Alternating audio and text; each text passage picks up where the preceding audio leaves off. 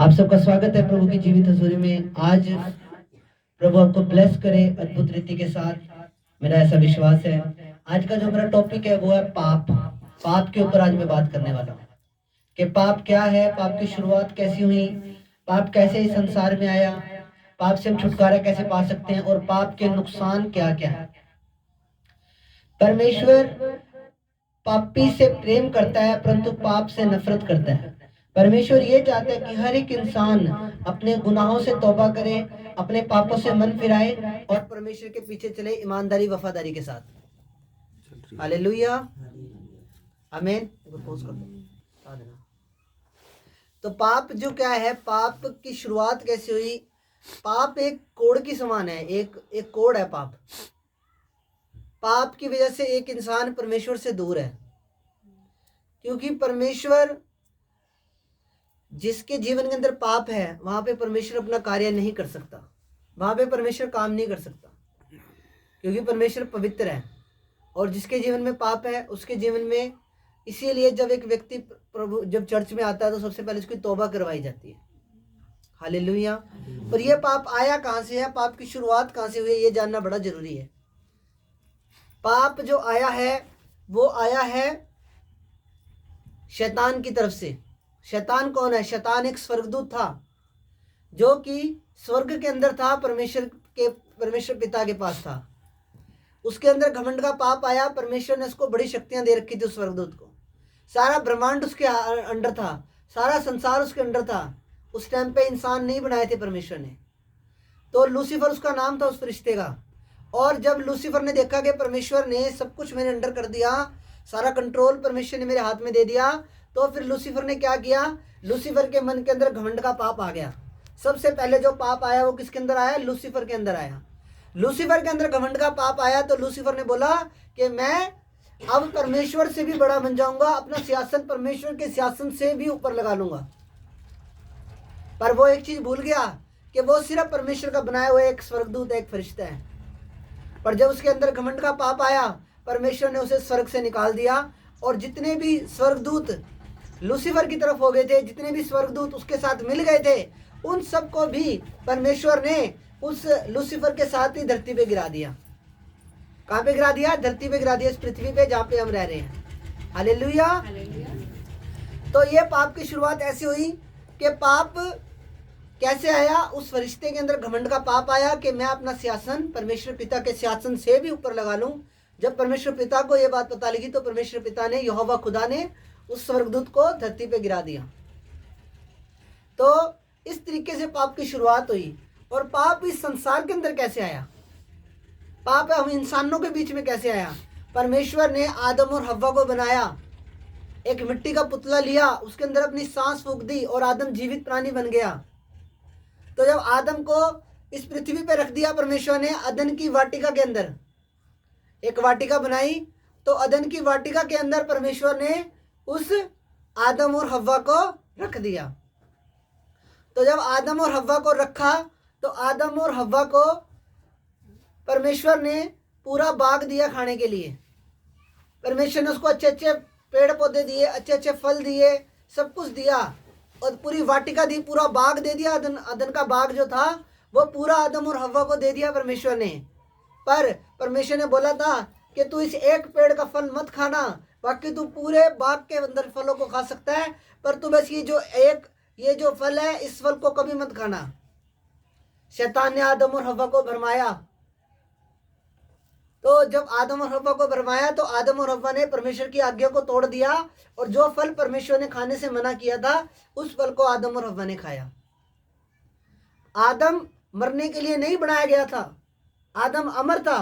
पर जब उसने प्रभु की आज्ञा को तोड़ा, प्रभु की आज्ञा की उसने वो की, तो फिर मौत इस दुनिया के अंदर आ गई।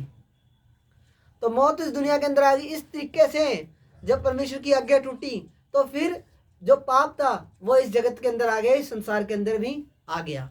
और बाइबल ये कहती है कि कोई भी व्यक्ति जो ये कहता है कि मैंने मेरी जिंदगी में कभी कोई पाप नहीं करा, वो व्यक्ति कभी भी परमेश्वर की दया को प्राप्त नहीं कर सकता। वो व्यक्ति अपनी परमेश्वर की दया को अपने जीवन में प्राप्त करेगा जो व्यक्ति इस बात को अंगीकार कर लेगा कि खुदावन मैं पापी हूँ, मैं एक पापी इंसान हूँ, मैंने बहुत से पाप किए हैं, माँ के गर्भ से ही मैं जब पैदा हुआ तो मैं पापी पैदा हुआ, और मैंने अपनी ज़िंदगी में बहुत से पाप किए हैं। जो अपने पापों को, अपने गुनाहों को मान लेगा, खुदा की दया उस व्यक्ति के ऊपर हो जाएगी। हालेलुया। अपने पापों को मानना बड़ा जरूरी है। पाप की अभिव्यक्ति, पाप को महसूस करना, ये चीज़ बड़ी आपके अंदर होनी जरूरी है। पाप करने के बाद भी अगर हमारे अंदर ये चीज़ नहीं है, हमें कुछ महसूस नहीं हो रहा कि हमने कुछ गलत किया है, तो कुछ ना कुछ गड़बड़ है, शैतान ने आपके ऊपर कंट्रोल ले रखा है।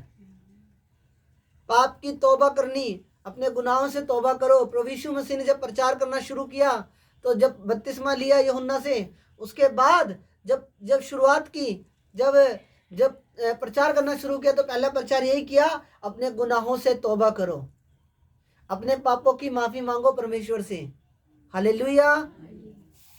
भजन संहिता 51 उसकी 9 में लिखा हुआ है कि और मेरे सारे अधर्म के कामों को मिटा डाल।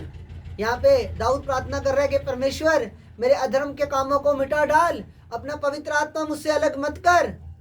परमेश्वर मैं गुनहगार हूँ, एक पापी हूँ। जो इस बात को मान लेगा वो बचाया जाएगा, वो एक दिन स्वर्ग में उठाया जाएगा। हालेलुया। तो पाप किस तरीके से संसार में आया? सबसे पहले जो पाप आया वो लूसीफर के अंदर आया, फरिश्ते के अंदर आया। उसके बाद लूसीफर ने आदम और हव्वा को बहकाया और परमेश्वर की आज्ञा को तोड़ दिया उन्होंने। परमेश्वर ने उन्हें पूरा बाग दे रखा था, पूरा बाग भूल गए एक पेड़ के चक्कर में, और वो पेड़ का फल जब खाया, उस पेड़ का फल खाया, तो वो पाप, परमेश्वर की आज्ञा टूटी, और परमेश्वर की आज्ञा के टूटने की वजह से उनका जो कनेक्शन था वो परमेश्वर पिता के साथ कट हो गया। क्योंकि जो खुदा की आज्ञाओं पे चलते हैं, खुदा की आज्ञाओं को मानते हैं, उन लोगों को खुदा, उनका परमेश्वर आदर करता है, उनसे खुदा प्रेम करता है। हालेलुया। आदम और हव्वा ने परमेश्वर की आज्ञाओं को पूरी तरह से तोड़ दिया। आदम और हव्वा ने खुदा की आज्ञाओं को तोड़ दिया। जब आदम और हव्वा ने खुदा की आज्ञाओं को तोड़ा, उसके बाद फिर परमेश्वर ने भी उनको जो अदन का बाग जो रखा था, जिस बाग में, उस बाग के अंदर से निकाल दिया, और 2 श्राप दिए परमेश्वर ने। आदम को श्राप दिया कि तू अपनी मेहनत की खाएगा, जब तेरा मेहनत से जब तू कमाएगा, जब तेरी बूंदे मेहनत की पसीने की जब धरती पे गिरेंगी, उसके बाद तू रोटी खाएगा। और औरत को श्राप दिया कि जब तू बच्चा जनेगी, जब तू एक बहुत ज़्यादा दर्द तेरे को वो होगा। ये 2 श्राप फिर उस टाइम पे आदम और हव्वा को मिले। आज तक भी ये चीज़ है। जब आदम और हव्वा ने खुदा की आज्ञाओं को तोड़ा, हालेलुया, आज तक भी जब तक कोई व्यक्ति, कोई पुरुष जब तक काम नहीं करेगा, मेहनत नहीं करेगा, मजदूरी नहीं करेगा, अपनी मेहनत नहीं करेगा, जब तक उसकी बूंदे, पसीने की बूंदे धरती पे नहीं गिरेंगी, तो उसके बाद उसको रोटी नसीब होती है। हालेलुया। तो पाप की वजह से जब आदम और हव्वा ने पाप किया, तो वो इतना सुंदर जीवन जो परमेश्वर ने उनको दिया, वो उस जीवन को उन्होंने खो दिया। आज भी मेरे प्रियो ऐसा ही है। जब हम पाप करते हैं, गुनाह करते हैं, तो हम जो खुदा ने हमारे लिए उत्तम आशीषों को, उत्तम बरकतों को रखा हुआ है, उन बरकतों को हम खो देते हैं। हालेलुया। अब परमेश्वर ने जब मूसा को आज्ञाएं दी, 10 आज्ञाएं दी, तो परमेश्वर ने जब खुद अपनी उंगली से लिख के पट्टियों के ऊपर जब आज्ञाएं दी, तो परमेश्वर ने उसको बोला था कि ये आज्ञाएं ले जा मेरी और मेरी प्रजा को दे जाके, और मेरी प्रजा को बता। तो वो आज्ञाएं कौन सी हैं? मूर्ति पूजा ना करना, परमेश्वर के नाम की झूठी गवाही देना, परमेश्वर के नाम की झूठी कसमें खाना, सबत के नियम को तोड़ना, माता पिता का अनादर करना, व्यभिचार, चोरी, झूठ, लालच। ये परमेश्वर ने बोला तो तू व्यभिचार ना करना, तू चोरी ना करना, तू किसी की निंदा ना करना, तू किसी की चुगली ना करना।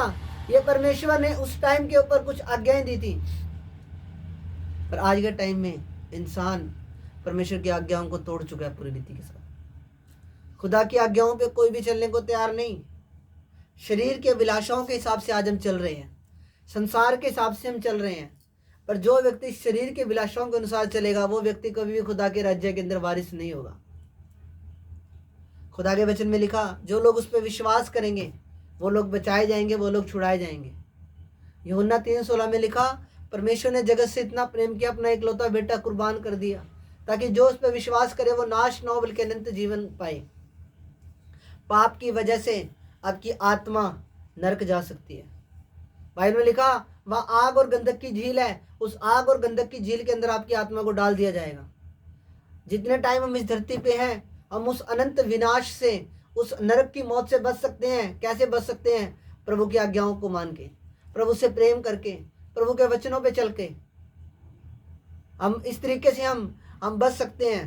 नहीं तो पाप की जब वो है ना, पाप का घड़ा भर जाता है, जब एक टाइम पे इंसान करता रहता है, पाप करता रहता है, उसके बाद पाप की मजदूरी मौत, ऐसा बाइबल में लिखा हुआ है। और वो मौत कौन सी है? वो मौत नरक की मौत है, वो मौत अनंत काल की मौत है, वो दूसरी मृत्यु है, वो आग और गंधक की झील है। आग और गंधक की झील है जो निरंतर जलती रहती है। आमीन। जो आग और गंधक की झील है जो निरंतर जलती रहती है। तो हमें कभी भी पाप नहीं करना, गुनाह नहीं करना। पाप की मजदूरी मौत है, बाइबल में ऐसा लिखा हुआ है। हालेलुया। पाप का परिणाम नरक है। जो व्यक्ति पाप करेगा उसको फिर एक दिन नरक जाना ही पड़ेगा। अगर आज हम प्रभु की आज्ञाओं को तोड़ेंगे, प्रभु के वचनों को तोड़ेंगे, प्रभु के वचनों पे नहीं चलेंगे, प्रभु की वैल्यू नहीं समझेंगे, पवित्र आत्मा की वैल्यू नहीं समझेंगे, तो एक ना एक दिन हमें नरक में जाना पड़ेगा। पर मैं एक बात आपको बता दूं, नरक परमेश्वर ने हमारे लिए नहीं बनाया। नरक परमेश्वर ने इंसानों के लिए नहीं बनाया। नरक परमेश्वर ने दुष्ट आत्माओं के लिए बनाया। नरक परमेश्वर ने शैतान के लिए बनाया। नरक परमेश्वर ने उन अंधकार की शक्तियों के लिए बनाया। नरक परमेश्वर ने उन स्वर्गदूतों के लिए बनाया जिन स्वर्गदूतों ने खुदा की आज्ञाओं को तोड़ दिया था और जो लूसीफर के साथ मिल गए थे, शैतान के साथ मिल गए थे। उन लोगों के लिए बनाया नरक, हमारे लिए नहीं बनाया। हमारे लिए उसने स्वर्ग बनाया। वो हमसे प्रेम करता है, वो हमें एक शांति के स्थान पे देखना चाहता है, ना कि एक पीड़ा के स्थान पे। जो नरक है वो एक पीड़ा का स्थान है। जो नरक है वो क्या है? वो एक पीड़ा का स्थान है। प्रभु ने आपको नरक के लिए नहीं बनाया, प्रभु ने आपको स्वर्ग के लिए बनाया। वो आपको स्वर्ग का जीवन देना चाहता है। हालेलुया। तो इस पाप से हम छुटकारा कैसे पा सकते हैं? ये पाप का स्वभाव जो है, जो मेरे ऊपर राज्य कर रहा है, इस पाप के स्वभाव से मैं छुटकारा कैसे पा सकता हूँ? मेरा मन नहीं करता कोई गलत काम करने का, फिर भी मेरा ध्यान उस तरफ जाता है, मेरा ध्यान गलत कामों की तरफ जाता है। यह पाप की सामर्थ्य है जो आपके ऊपर कार्य कर रही है। तो मैं इस पाप से कैसे बाहर आ सकता हूँ? कौन मुझे इस पाप से छुड़ाएगा? कौन मुझे इस मृत्यु की देह से छुड़ाएगा? प्रभु यीशु मसीह। बाइबल में लिखा, वो परमेश्वर का मेमना जो जगत का पाप उठा ले जाता है। उसने हमारे सबके पापों को सलीब पे उठा लिया है। आज हमें विश्वास करने की जरूरत है। बाइबल में लिखा, यीशु का लहू हमें सब पापों से शुद्ध करता है। आज यीशु के लहू में कवर हो जाओ। अपने परिवार को, अपनी फैमिली को यीशु के लहू में कवर करके रखो। अपने परिवार को यीशु के लहू में कवर करके रखो और शैतान आपको छू ना पाएगा यीशु मसीह के नाम में। हालेलुया। परमेश्वर पवित्र है, वो पाप को नहीं देख सकता। वो आपके जीवन में बुराइयों को नहीं देख सकता। वो आपके जीवन में बुरे कामों को नहीं देख सकता। वो आपके जीवन में अश्लीलता को नहीं देख सकता। वो पवित्र है। और बाइबल में लिखा, जैसा तू पवित्र है वैसे हम भी पवित्र बने। हमें पवित्रता में चलना। शैतान एक व्यक्ति को पाप के अंदर उलझा के रखता है, पाप के अंदर उलझा के रखता है, ताकि हम कभी भी वो ब्लेसिंग्स, वो आशीषें खुदा से प्राप्त ना कर पाए जो खुदा ने हमारे लिए रखी हुई हैं। वो हमें गुनाह के अंदर उलझा के रखेगा, गलत कामों के अंदर उलझा के रखेगा। चोरी, निंदा, चुगली, व्यभिचार, फूट, विद्रम, ढा, मतवालापन, ये सब पाप है, ये सब गुनाह है। ऐसे और भी बहुत से पाप है।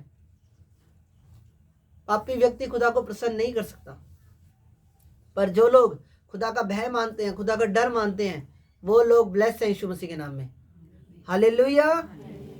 परमेश्वर पवित्र है और जब हम यीशु मसीह से प्रार्थना करेंगे, उसका लहू आपको और पापों से शुद्ध करेगा। उसके लहू में ताकत है।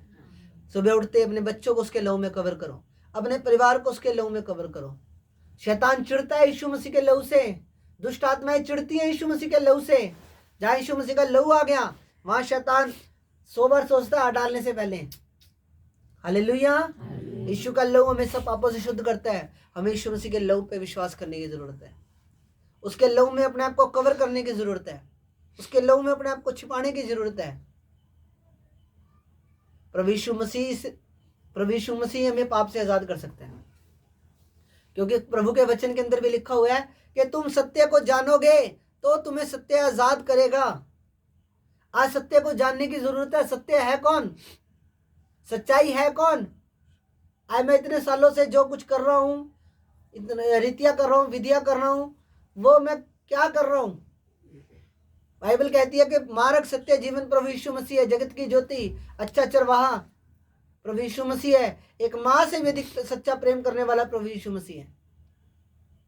खुदा के वचन में लिखा, ऐसा तो हो सकता है कि एक माँ, एक दूध पिलाने वाली माँ अपने बच्चों को छोड़ दे, पर मैं तेरा यहोवा, तेरा सृजनहार, तेरा परमेश्वर, ना तुझे कभी छोड़ूंगा, ना तुझे कभी त्यागूंगा।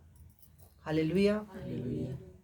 परमेश्वर पापी से प्रेम करता है, पाप से नफरत करता है। अपने अंदर के पाप को खत्म करो।